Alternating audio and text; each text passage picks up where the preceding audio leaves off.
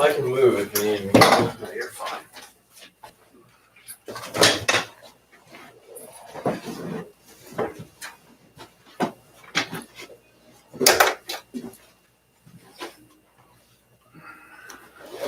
It's about the best I can do.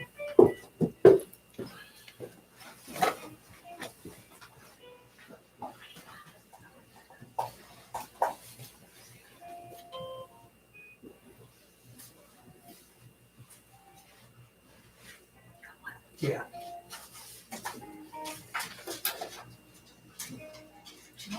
Oh, yeah. Thank you. I swear I'll do that.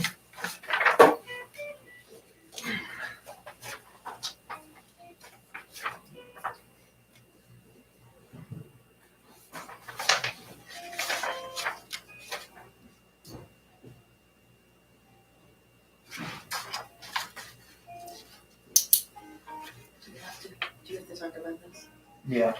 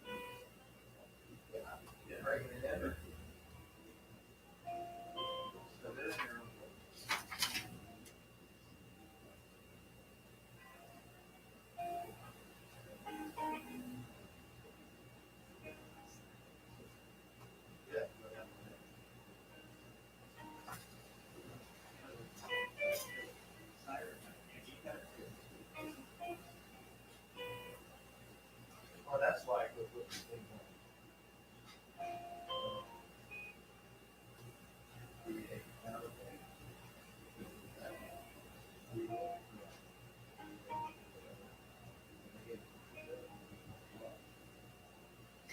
So if they wanted to come, they can get to me.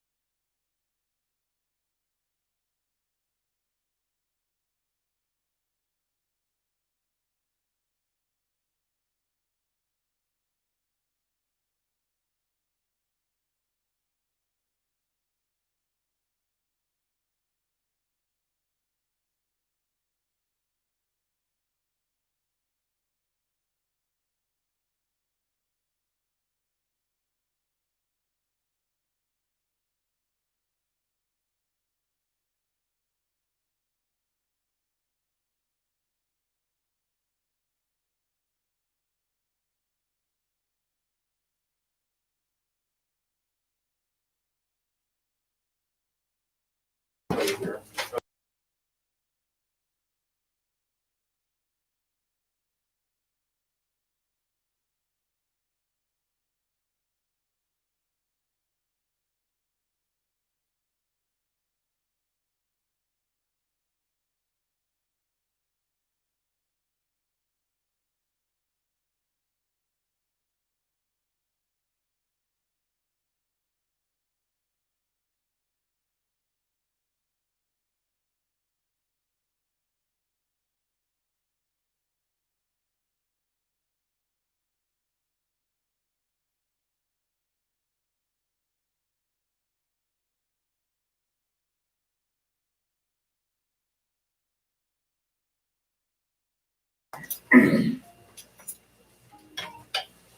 All right, I'd like to welcome everybody to the Commissioners Conference for October 27th, 2020. I'd like to start off the meeting with the Pledge of Allegiance. I pledge allegiance to the flag of the United States of America and to the republic for which it stands, one nation, under God, indivisible, with liberty and justice for all. Well, I must say that was the easiest Pledge of Allegiance because we didn't have it on Zoom and there wasn't a little delay to confuse us, so that was a little bit better. Any unfinished business or correspondence, Karen? I have nothing. Excellent. First order of business, looking for a motion to approve the minutes of the meeting dated October 13th, 2020 as presented. So, second. Properly moved and seconded. Any discussion? Hearing none, call for a vote. Mr. Mattson? Yes. Mr. Bullard? Yes. Mr. Passardi? Yes. Motion carries. Next on the agenda, looking for a motion to approve invoices in the amount of $2,257,664.45 for the period October 14th through October 27th, 2020. So moved. Second. Properly moved and seconded. Any discussion? Hearing none, call for a vote. Mr. Mattson? Yes. Mr. Bullard? Yes. Mr. Passardi? Yes. Motion carries. Next on the agenda, looking for a motion to approve pending invoices in the amount of $805,686.50. So moved. Second. Properly moved and seconded. Any discussion? Hearing none, call for a vote. Mr. Mattson? Yes. Mr. Bullard? Yes. Mr. Passardi? Motion carries. Next on the agenda, looking for a motion that the actual gross payroll in the amount of $240,062.73 be approved for payment for the period September 27th through October 10th, 2020. So moved. Second. Properly moved and seconded. Any discussion? Hearing none, call for a vote. Mr. Mattson? Yes. Mr. Bullard? Yes. Mr. Passardi? Motion carries. Next on the agenda, looking for a motion that the tentative gross payroll in the amount of $241,120 be approved for payment for the period October 11th through October 24th, 2020. So moved. Second. Properly moved and seconded. Any discussion? Hearing none, call for a vote. Mr. Mattson? Yes. Mr. Bullard? Yes. Mr. Passardi? Motion carries. Next under the agenda, looking for a motion to enter into a grant agreement with the Pennsylvania Housing Finance Agency in the amount of $77,000 for the 2020 Pennsylvania Housing Affordability and Rehabilitation Enhancement Fund Program. In addition, this motion authorizes the chairman of the board of the county commissioners to execute all grant contract documents with the Pennsylvania Housing Finance Agency. So moved. Second. Properly moved and seconded. Any discussion? Yes, the funding for this program comes from the Marcellus Shale Impact Fee, and it will be utilized for the Jefferson County Housing Emergency Repair Assistance Program.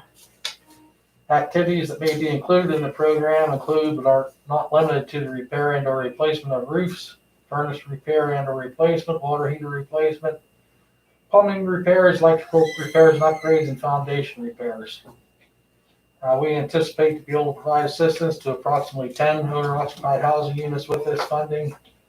And at this time, we have approximately 34 homeowners on the waiting list looking to have work completed on their homes. So those 34 that are on the waiting list, that's in addition to the ones that we're going to be completing with this? No, those That's all inclusive. all inclusive, yeah. So we could use a lot more funding. So when the money comes in, these projects become approved. That's kind of how it works. Right, yes. So they just Yeah, once we get the funding, we'll have the homeowners come in, fill out the applications, provide the necessary paperwork, and go from there. So we need more Marcellus gas We wells. need lots of more money and lots more wells, yes. All right, thanks, Bill. Any other discussion? Hearing none, call for a vote. Mr. Mattson? Yes. Mr. Buller? Yes. Motion carries. Next on the agenda, looking for a motion to inform the governing body of the county's expected obligation for 2021 with the Pennsylvania Municipal Retirement System in the amount of $624,405. This action will satisfy the legal requirements of Act 205. So moved. Second. Properly moved and seconded. Any discussion? Hearing none, call for a vote. Mr. Mattson? Yes. Mr. Buller? Yes. Motion carries. Got a couple announcements. Believe it or not, election day is upon us. We got 1 week for today. If you guys haven't read the newspaper, we have election coming around. And then the commissioner meeting is November 10th at 10:30 a.m. And then all county offices will be closed on the following day, Wednesday, November 11th, in observance of Veterans Day. Any public comments at this time? Want to add anything, Jamie? We good? I'm good. Okay. Questions? Closed public comments at this time. Now, I'd like to, any questions, comments from the press? Nice to see you guys. Great to see you. Great to see you.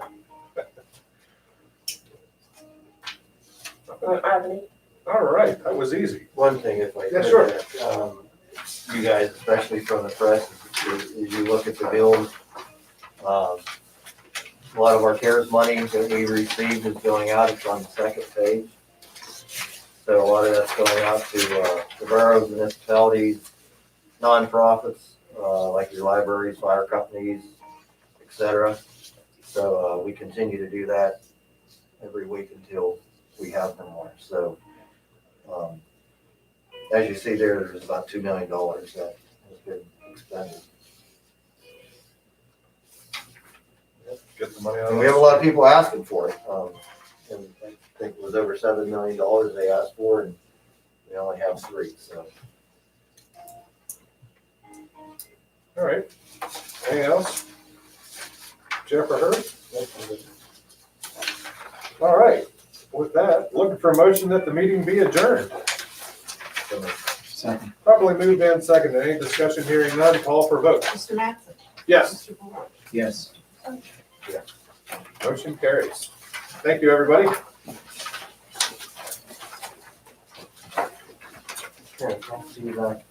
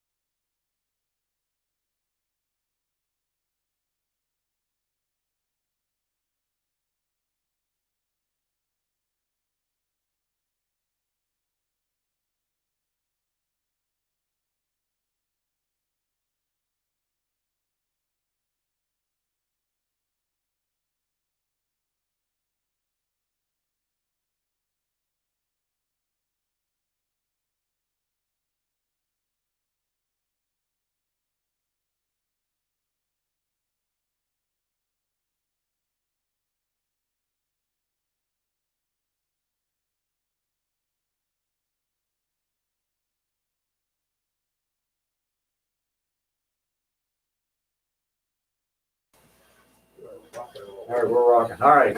I Pledge allegiance to the flag of the United States of America and to the republic for which it stands, one nation, under God, indivisible, with liberty and justice for all. Thank you, everyone. Call this meeting to order. We'll start by, I'm looking for a motion that the minutes of the previous meeting be accepted as presented. Second that. Okay, could we call for a vote, please? Mr. Bowlers, Yes. Mr. Mattson, Yes. Mr. Pisarcik. Yes. Name's not here? And Mr. Gotwald. Yes. Looking for a motion that the jail report for September 2020 be accepted as presented. So moved. Second. All right, call for a vote, please. Mr. Bowlers, Yes. Mr. Mattson, Yes. Mr. Pisarcik. Yes. Mr. Gotwald. Looking for a motion that the prisoner transport report for September 2020 be accepted as presented. Second. And we'll look for a vote on it, please. Mr. Bowlers. Yes. Mr. Mattson, Yes. Mr. Pisarcik. Yes. Mr. Gotwald. Yes. Looking for a motion that the financial report for September 2020 be accepted as presented. So moved. Second. And is there any questions or anything on that anybody needed? I guess we should maybe be asking that. Karen, none, call for vote, please, Karen. Mr. Bowlers, Yes. Mr. Mattson, Yes. Mr. Pisarcik. Yes. Mr. Gotwald. Looking for a motion that the intermediate punishment report for September 2020 be accepted as presented. So moved. Second. Okay, and any additional questions on that? Hearing none, call for a vote, please. Mr. Bowlers. Yes. Mr. Mattson, Yes. Mr. Pisarcik. Yes. Mr. Gotwald. Looking for a motion that the restrictive intermediate punishment drug and alcohol program report for September 2020 be accepted as presented. So moved. Second. Okay, call for a vote on that, Karen. Mr. Bowlers, Yes. Mr. Mattson, Yes. Mr. Pisarcik. Yeah. Mr. Gotwald. Okay, old business. Let's go with our old business first here.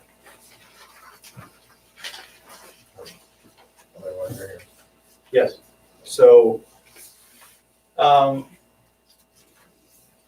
Chuck, you're speaking or how's, is that? Okay. Yes, we were just here after the last prison board, just to answer any questions that there might be about some of the medical transports and to bring some clarity to any of the transports that happen. Obviously, we have to be a little limited with HIPAA regulations on the specifics, but here for open discussion. Okay. So Carl, I'm gonna kind of maybe let you have the floor a little bit, just because you had made mention, maybe we could get the conversation rolling better that way, so. I guess one question I always have is your requirements for medical transport by ambulance. A lot of them seem to be able to, that we should be able to just take them by a car and take them like we used to, but there's certain things where you're required, I guess, where it's up to the nurse as to how they're transported.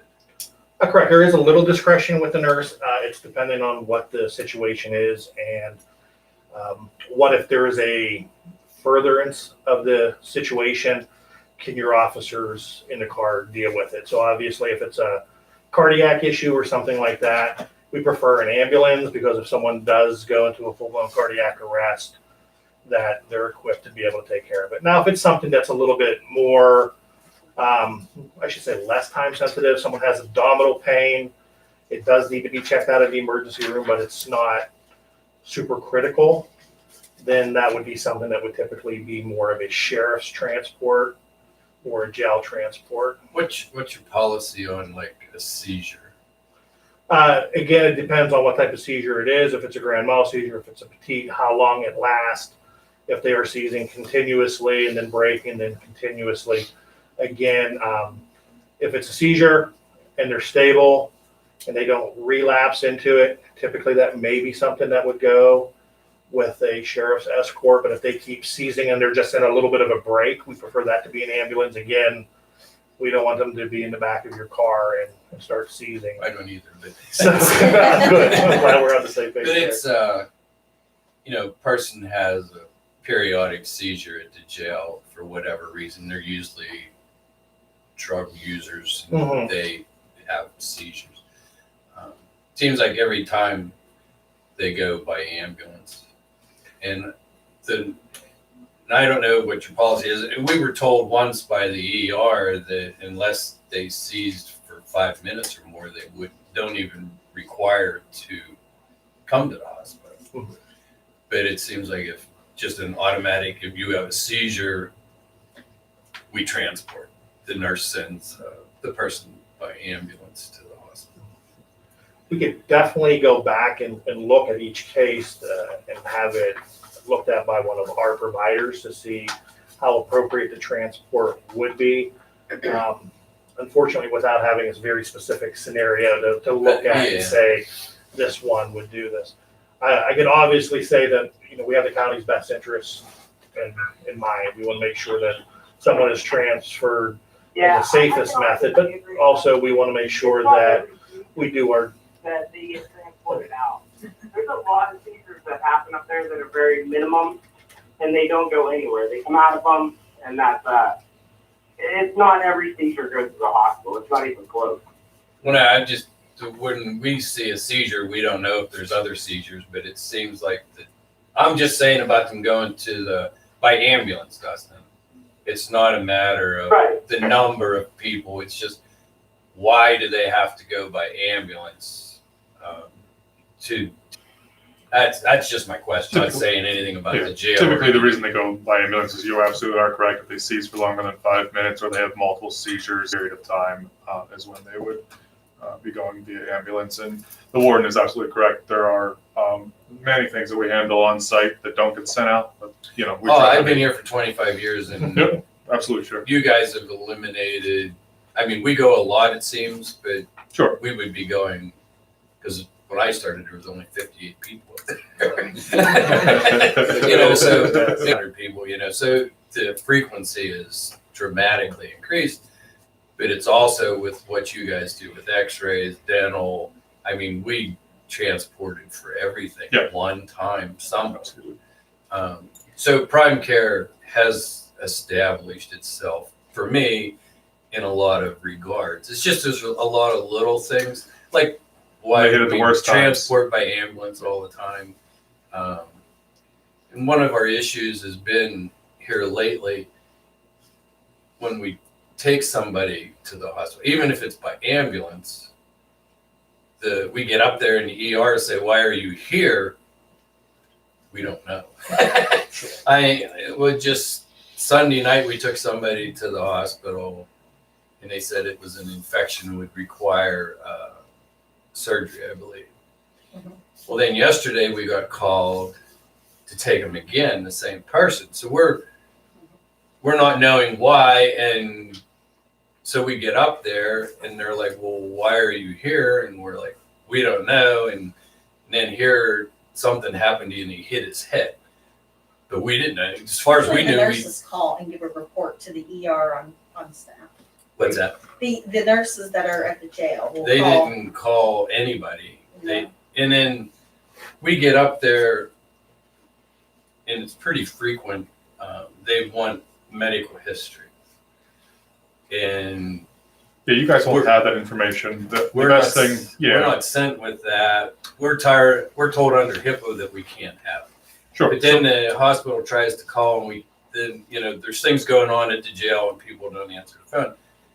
Why couldn't the nurse even make copies and put it in a sealed envelope and send it with the ambulance or the car? Because sometimes when they go by ambulance, a jail guard will ride in the ambulance Okay. and we'll meet them there. And then the ambulance garage is right beside the jail. So then the guard will just ride back to the ambulance garage with the ambulance, and then we take over from there. That is absolutely something that we can accommodate. Cause they're always wanting paperwork, know what medication you're on and stuff like that. And of course, we have no idea. The guards have no idea because that's all in-house. We have that information readily available. That can be easily printed out as an ER send out paperwork that can accompany the patient to the emergency room. That's not a problem at all. And then from your standpoint, you're absolutely correct. You guys don't have a lot of information, and the best avenue would be for them to call to the jail to speak with medical. Obviously, if medical's not answering the phone, the lieutenant or the shift supervisor on duty can get a hold of the nurse to make sure that information is relayed Right. to the hospital It's appropriately. just like dinner time or lunchtime. You know, It's always at the most Just calling every Yeah. phone you can get your finger on, trying to get a hold of somebody. Understood. To get a hold of the nurse because they're giving meds or whatever at the same time. Well, we can also do is we can provide you with one of our phone trees. So if you're unsuccessful getting to the jail, that you can get a hold of Don, who's our regional manager, or myself, who actually kind of lives in the area as well, that we can hunt down the nurse, get the information. We have access to the computer system as well, so we can assist with that. So, but we can definitely provide that information. Because they're all, that's the first thing they want. Why are you here and what medications is he on or she on, whatever. Look, we can definitely help with that. I think one of my other questions was, we have somebody at the jail now that they needed a hernia checked. But we were sending this person to Pittsburgh to have a hernia checked. And I don't know why that can't be done here. We had like a 9:00 appointment in Pittsburgh, so I'm sending somebody at 6:00 in the morning to Pittsburgh to make an appointment. That now, if they're in Pittsburgh and they require surgery, now we're stuck supplying security in Pittsburgh Hospital instead of Brookville or DuBois. But I'm always afraid of that happening. The That only when one I we could get there, find for the hernia, unless you can give me a name, was in 2019, and they went to. yeah, this is just a female that came in. I can give you a name afterward. Yeah. Because of head Like, break. yes, We didn't like- want to come like- with any names. No, we So totally sure. understand. No, I can. We did look back, and that was the last hernia that we found was 19. Yeah, this is just a female that came in, and for some reason we were taking her to Pittsburgh. So what I Was can it a do is, post-op? Was it a post-op? well, that's what I can speak in a more of a global Sure. thing, is that if it was a post-op or they were currently under the treatment of that doctor in Pittsburgh, most of your local doctors are a little hesitant to treat someone who's already being treated because of the history and the established relationship there. So we do typically want to keep them in town. We understand that the transport, especially being a little bit more rural up here, that it's a little bit of a haul down to Pittsburgh from here. But that's typically the only times that we do utilize Pittsburgh, unless Medic Command directs like an ambulance or a patient to be transferred. Yeah, And that kind of takes it out of our hands with that. But we did go back and look at a couple of the cases that did get transferred to Pittsburgh, and they were one either post-op from a surgical procedure in Pittsburgh from that doctor, or were being actively treated by that doctor in Pittsburgh. this one, if I'm not mistaken, she was only going for a checkup. Digging more into it, when I talked to the medical staff at Jefferson County Jail, she was currently being treated with that physician. So you answered that question as far as why medical staff did tell me she was a pre-established patient there. Therefore, they wanted to go back to that hospital. That's what I was told. So Because we ran a report, because I shared your concerns, and there was 3 for this year that had appointments for Pittsburgh. 2 of which were follow-up. Actually, all 3 were follow-up, but the third one was actually canceled because she went to SCI. Were there additional ones that were? No, it's Not aware the of? Pittsburgh has come way down since we kind of Okay. got away from every time we took an inmate, they life flighted them. Oh, So gotcha. I see, the okay. Pittsburgh is way, because one person I think we might have life flighted since then, that just kind of, once that issue was brought up, it kind of just abruptly stopped. So now I brought up about the ambulance. Jump from one bird to the other. To me, it seemed like there was issues. Like we've transported by ambulance for a headache at one time. I mean, this is over the years. Just different little things where it seems like it would have been more appropriate and cost effective if it was just they put in a car and take them. Sheriff, after the meeting, we're happy to share our contact information with you directly if things pop up. And if you have some questions or concerns, we're happy to address those almost immediately. Yeah, like the life flights and stuff, you had no control over that. That was the doctor. Sure. You know, I mean, we had life flights almost land at the jail because somebody hit their head. If I can, just a follow up with the sheriff. I know the medical staff works to a certain 9, 10 o'clock at night, whatever that's to be. Now, after that time, maybe it goes away because a lot of time we do get called out in the middle of the night, and the guys are coming from their house to the hospital, no idea who this patient is, history or anything like that. I guess maybe if we can get that number from you guys to get that medical, because that is the biggest issue, is the ERs want to treat these people without knowing what medications they're on. Sure. So, you know, I know under HIPAA, Jill can't access that stuff to give to us, so we're kind of, you know, it's in the middle of the night, who do you get a hold of? We never had a contact number. I didn't know that was a possibility, so that would help us out a lot too. So I just wanted to talk about the after-hour stuff. After the nurses do go home, there really is nobody else in the medical department up there we can get a hold of after hours. So, just so. We can get some contact Okay. information. Yeah, that will help. And our manager is also on call Okay. as well. Okay, so- great. Yeah. Which is a great resource because typically Jen will have a little bit more background information Sure. on the person. Did you think of anything?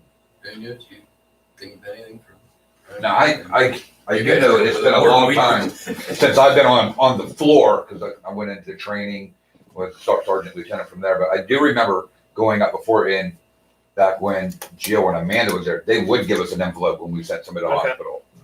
And I wasn't aware that wasn't still happening. Yeah, it's just like the other night we took somebody up, but we didn't know they fell and hit their head. Supposedly we just had them the day before for something else. Right. We just figured it was Yeah, the it's same fine. issue. We can tighten that up. Right. Absolutely what the sheriff says. As long as the medical staff, when they send this person out, they need to call where we're going to and inform them why we're going. If we're just showing up with a random inmate and the medical staff looks at the hospital like, why are you here? And we don't know. That's literally what we tell the doctor. I don't know why I'm here. So it's something. Well, they look at us, Yeah, we're and that part transporting, there, so they think we know what's going on. I wouldn't imagine. If somebody has an incident, and I don't understand why the CEOs couldn't just pass on that information right to the sheriff's department. Like, oh, this guy fell and hit his head. That's all we really know. I don't know why, we couldn't do that. I mean, that's something we need to work on our end, I guess. But that to me doesn't sound like a HIPAA violation if we just tell you guys what's going on with them. Typically, it's not a HIPAA issue as long as you're in the process of care of the patient. Yeah. If it's something that needs to be known to care for the patient, then people can know. So it doesn't have to be a big secret all the time. I've read some of the HIPAA of it. It's like reading a lawyer's Yeah. stuff. It is. And I gave up on that. But Mike, I will ask you this. Under the HIPAA, and I'm just going to use, say I'm going to transport you and you have hepatitis C or you have AIDS or something like that. Under HIPAA, I don't think you can't just tell me So that person has something, but why can't a guard say, you might want to wear gloves while transporting this person, or Well, so the guards don't get that info either. Mhm. So we don't have none of that because they don't tell us that either. So when we tell our newbies, the ones that are on the floor, it's always, no matter who it is, you just assume they have the worst. Always use universal precautions, especially when blood being spilled. Yeah, so everybody should be using the universal precautions. If it's something that falls outside universal precautions, we will give all the information to custody, to transport staff that is needed so you're protected. Like, we might not come out and say Munoz has tuberculosis that way, but we will say that he is droplet precautions. You need to wear a mask. You need to have gloves on when transporting him. We'll give you everything that you need to be protected, absolutely. But we won't say. I guess I tuberculosis. asked that too because I was thinking when I was reading somewhere where, first responders, have a little bit more leeway in getting that knowledge, but I'm not sure. If it's medical to medical for continuity of care, information can flow freely as long as it's in the process of caring for the patient. So you just typically, just because someone is medical, we just can't hand those the information as well. So just because someone's a nurse, if I'm I keep picking on Munoz here, if I'm Munoz's nurse and Dawn's a nurse as well, but she works on another floor, she has no right to know anything about Munoz's condition if she's not in direct patient care of him. So, but if she's coming down to relieve me, I can tell her anything that she needs to know to care for that patient. Well, we're coming to relieve the nurse, so. And that's why I said, we're more than happy to give you everything that you need to make sure that your staff is. Yeah, even if We it's put in an envelope so that, we can take that. Absolutely, with us. absolutely. That'd be a big help, because like I said, we get there and then we don't know why we're there. Yep, we can absolutely assist with that. Sam, you deal a lot more with the transports. No, I think just the main thing is just getting the proper medical history and the medications to the facility we're going to. I think that's the biggest one as far as, the after hour stuff, the medical's not there or, and Deputy Warden's right. I can remember when they used to, the sergeant or lieutenant on shift would give you the medical. They were able to go in the machine and print it out, the computer, print it out, give it to you in the envelope, Because when you take them there, you waste so much time because they have to do an intake and they have to treat them as a new patient, and they just don't know. A lot of times, these people have already been to these hospitals. They at least have a medical and what they're allergic to, kind of stuff like that. So, but no, other than that, that's really just a contact from the, let the hospitals know what common kind of thing. We'll work on that. We'll give you the information. Like I said, feel free to call us if you ever have a question on why a transport or something seemed a little off. We'd be more than happy to answer your questions. If we have a contact number, what we can do is we have an on-call phone that the deputy that's on call carries. Okay. We can program it into that phone so that if they happen in the middle of the night, we'll call you too. Okay. Well, that'll be his phone. That's not That's quite all right. Yes. My phone only works from 7 a.m. No, we're all available free at any time. But no, that would be a great help. And whoever's doing the transport would have that number. Works. Absolutely. Because we could even just probably give that number to the hospital so they can talk to you direct. Yep. When we're there, instead of us calling in third party, we could just say here. If we can't get hold of the jail, or if it's after hours when the nurses are on duty, they can call those numbers and get some more Yeah, we'll be able to information. talk a little bit more freely with those as well at the hospital, since it'll be a. That's what I was thinking is you could pass over. Because you're telling me medical stuff that Yeah. I'll Right. relay. If you have the Dawn You truck, could just tell us I went to the doctor. But the envelope thing, if that's established again, that eliminates a lot of phone calls, Yes, the way it right. sounds to me. Absolutely. Yeah. We'll just need to work a process for after hours. That's going to be the one that, when medical's not in the building yet, and someone goes to the hospital. but we have processes that we can talk to and try to get those back in line. I do with prime care over the years. Sometimes I get mad at you, but you've done a fantastic job as far as cutting our end down with the transports and stuff because of everything you're able to do in-house now. That's saved a lot of transport time and deputy time. Glad to hear. Dustin, yeah, we know you're shy. Is there anything else you want to add, Aaron, to this?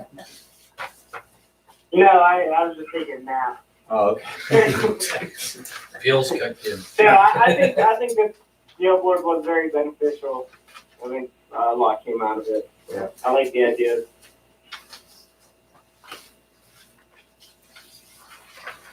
Okay. Anything else under old business?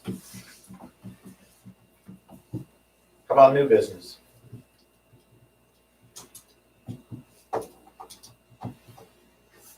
No new business?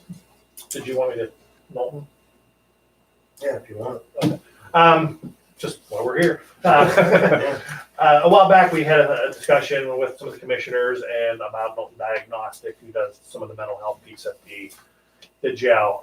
We did sit down with Milton, had a really nice discussion.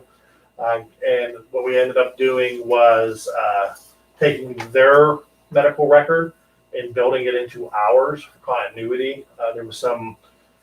It was a little slow to get information back and forth because it was kept in multiple places. So now Milton Diagnostics is using the overarching medical record in the jail now. So everything was built electronically in there for them. So now when someone needs the information, either side can just look it up at their convenience. So that's up and running and doing well. Good. I guess would there be a way for the hospital to tap into the system at the jail, your system at the jail, to check the medical records? So the problem that we kind of get with that is it's a single user interface. So like everybody would have to have, if I gave you the login today and you're off, then you would not be able to access. You were just saying about merging there, and Well, she works, Popped into my yeah, mind. they're side by side. Prime Care and but- Dalton developed a relationship that for business continuity, so we could share that information. For the hospital standpoint, it would have to be an individual patient release, so that would be a little bit more difficult. But I think there's some systems that we can do when we get send outs to at least make sure the hospital's aware of everything that's going on. I just remember something also. At Sheriff talked in the past before, it's like the telemedicine stuff. Sometimes you take a lot of inmates for like follow-up stuff like that. Is this stuff that could be eliminated by just the doctor seeing them by video and saying, how you feeling? Are you okay? Instead of transporting and wasting, time taking them there. Because every transport is like 2-3 hours. I know a lot of doctors don't even, hesitant to bring inmates into their facilities. They kind of scared other people. But If the other side has the capability, we have the capabilities in the job because we actually use yeah, it the for word some did say things. that. Okay. So if the other side is willing to do that and they're Mm-hmm. feeling safe with that, we can absolutely. It's do something that. our medical staff could look into as far as when they call these doctors' offices and saying, could this be something done by video instead of actual transport? Because of COVID and everything else right now, taking them out of our facility, we're exposing our guys and the inmate to it. So And with you know, COVID, a lot of these telemedicine. facilities have developed them. So no, we can Right. absolutely Okay. check when we make appointments and see Yeah, if they have the capabilities. Had one in the hospital. Next thing you know, the hospital came and took the person in the room next to us out because they got diagnosed with COVID. And here we were in the room watching prisoner right next door. It's never good. Okay, anything else? Any comments? Questions from the press? At the last meeting, you guys had talked about, like the aging population, that you had an inmate that you guys weren't able to find any place to take. Was there ever anything that came out of that? Did you Justin, have could you hear that question? Did I lose Justin? Not Oh, really. okay. It's like bits and pieces. I don't know. I was asking about the older inmate that you had brought up at the last meeting, and if anything came from that situation. No, absolutely nothing. We're still caring for him, and he's still at the facility. No one's even attempted to reach out to us to offer any kind of assistance.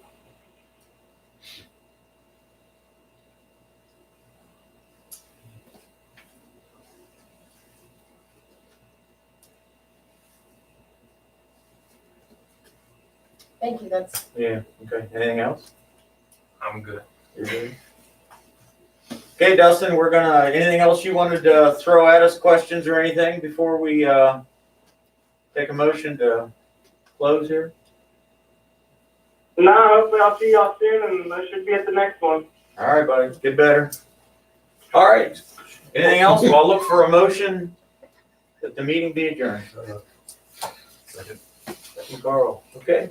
Meeting adjourned, thank you. Would you have your full name, please? Yeah. Sean Luffy. He was number, and he said, they're gonna be calling you, but I'm never got a phone call. I sent him a number today for a And place. what do you kind of High represent? round. I am And the they're assisted director of living, so they administration won't for take call.